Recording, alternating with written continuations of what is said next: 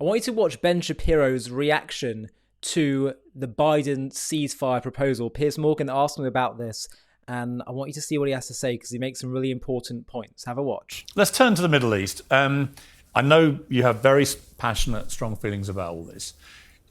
Where do you think we are with the war? I mean, if you're being completely honest with yourself, perhaps, do you feel it's reaching a point where Israel has to, at some stage, do some kind of deal?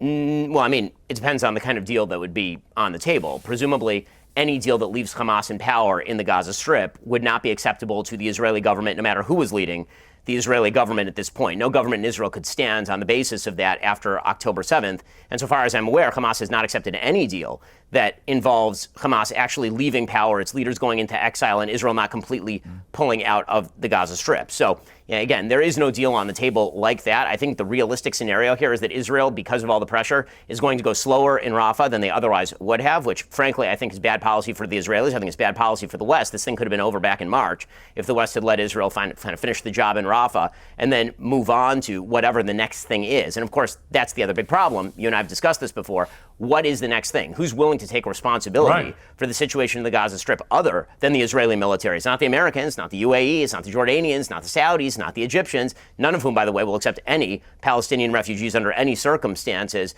good or bad. So, again, that's an intractable problem. But as far as finishing off Hamas as a functioning, well-organized military machine, the final step of that is finishing things off in Rafah, where there's still at least 3 battalions of Hamas fighters in Rafah. Of course, the biggest problem for Israel right now actually may not militarily be in the south. The biggest problem for Israel right now is militarily in the north, where Hezbollah has really been upping the ante.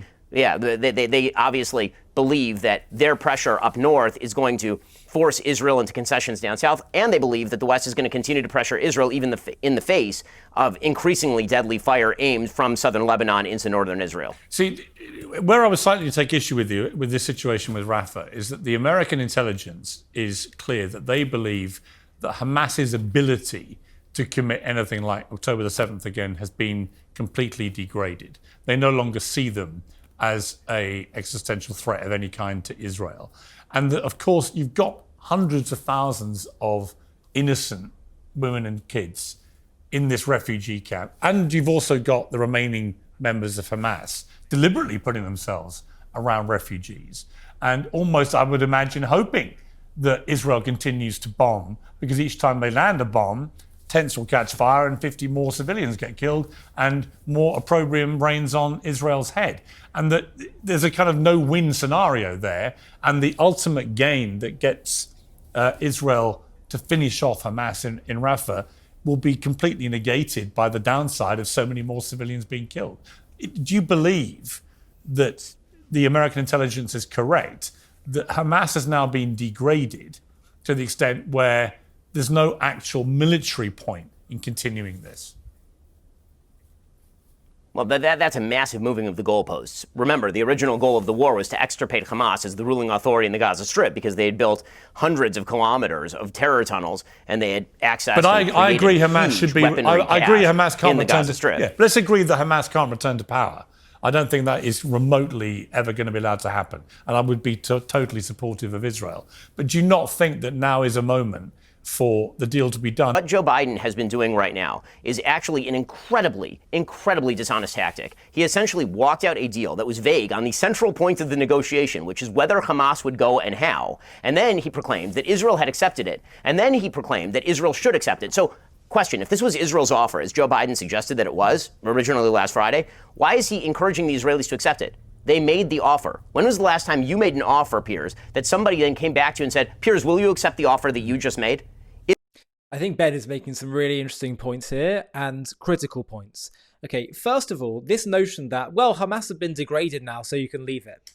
It is so wrong to say that that's a fair approach. Israel was clear from the start and had every moral right and has every moral right to say we have to utterly destroy Hamas. We have to destroy this institution, this organization which wants to annihilate the Jewish people and the Jewish state.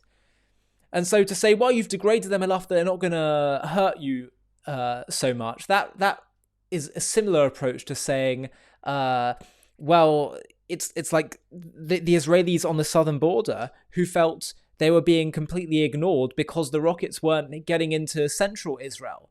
And so it's a similar mentality of saying, you'll just get the odd thing. Because, by the way, rockets are still coming into Israel from Hamas. And so this notion of, well, you should just tolerate, the odd bit of violence. Absolutely not. We shouldn't have to tolerate any violence at all. And we should do whatever we need to do. And if you complain about the casualties that are going to occur, well, then don't start a war. Don't have a society, a government that is violent against another nation, another people. It's really that simple. And so this notion of saying, well, Israel should just kind of pack up and be content with what they've achieved, it's immoral. It's wrong.